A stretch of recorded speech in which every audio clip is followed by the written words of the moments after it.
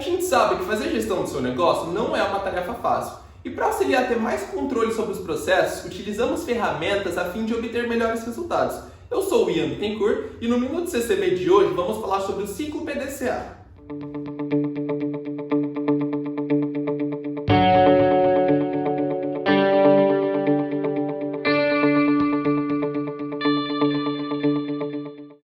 Bom, o PDCA, ou a origem dele, surgiu nos Estados Unidos lá na década de 20. Antes chamado de ciclo de Schwartz, em homenagem ao seu criador, possuía apenas 3 passos: especificação, produção e inspeção. Depois disso, tiveram algumas adaptações e melhorias. Por exemplo, em 1951, tivemos o Deming, que criou a famosa roda de Deming, e é mais ou menos o molde do PDCA que conhecemos hoje. Já tinha 4 passos que eram reproduzidos de forma cíclica, que era especificação, produção, reinserção no mercado e reprojeção.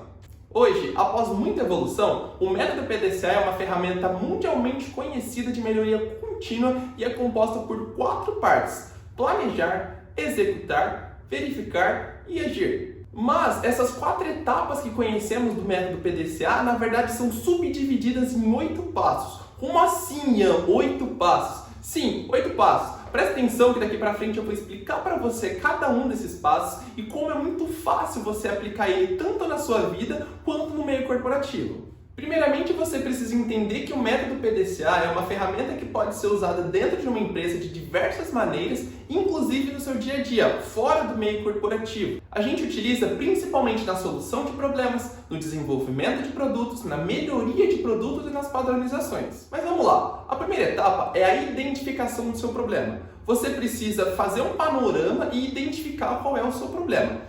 Vamos supor que você possui uma fábrica de máscaras e o seu custo unitário de produção é de R$ 2,50 e você quer diminuir para R$ 2,00. Claro que nesse custo a gente está descontando valores de mão de obra. Você tem um ponto inicial, que é o ponto que você está hoje, produzindo máscaras a R$ 2,50. E você sabe um ponto que você quer chegar, que é quando você vai produzir as máscaras a R$ 2,00. O gap entre esses 2 pontos é justamente o seu problema. A segunda etapa é a análise do seu problema. Você precisa fazer uma análise detalhada dele e identificar suas características. Para isso, você pode usar algumas ferramentas, como um histograma, um diagrama de dispersão, ou, como eu vou usar no exemplo agora, um diagrama de Pareto, ou gráfico de Pareto, como você preferir.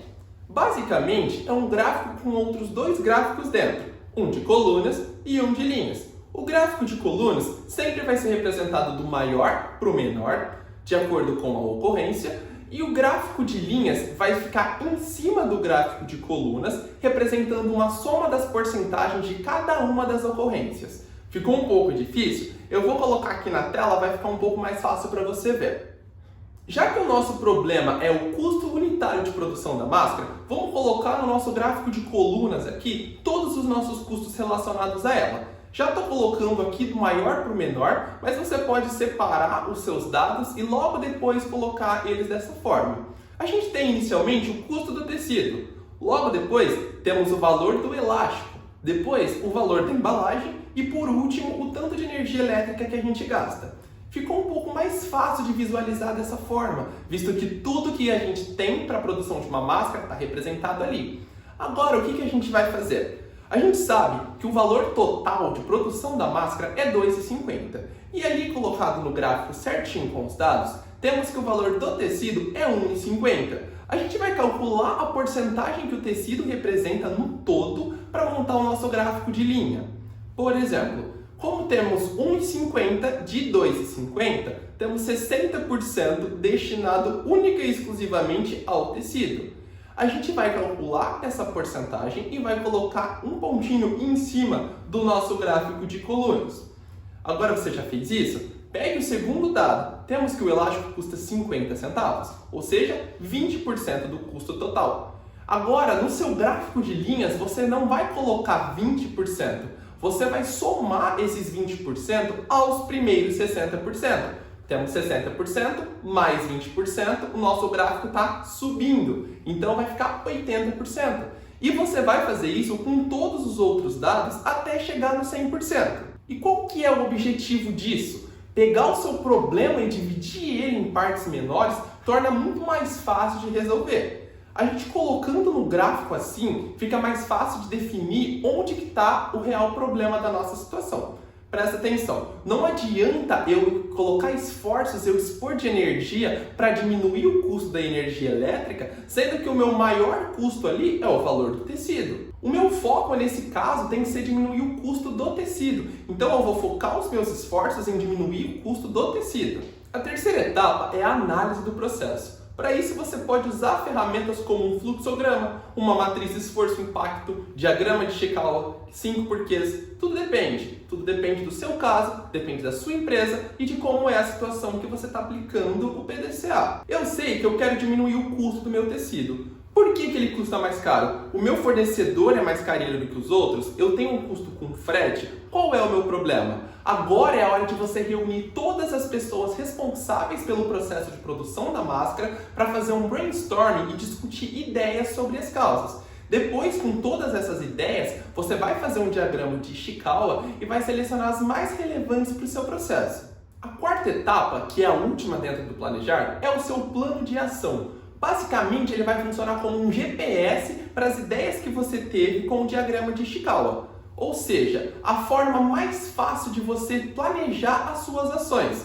Uma ferramenta muito utilizada nesse caso é a 5W2H, ou do inglês 5W28, que são basicamente 7 perguntas que você faz e com a resposta dessas 7 perguntas você já tem um plano de ação praticamente pronto. Essas perguntas são what, where, when, who, why, how e how much ou how often. Você sabendo o que, onde, quem, quando, como, com que frequência, quanto, você automaticamente já consegue fazer o seu plano de ação funcionar. Agora chegamos no do, que é executar, e a nossa quinta etapa. Vamos pegar tudo o que a gente fez no nosso plano de ação e colocar em prática. Ótimo! Agora chegamos na hora da verificação. Check!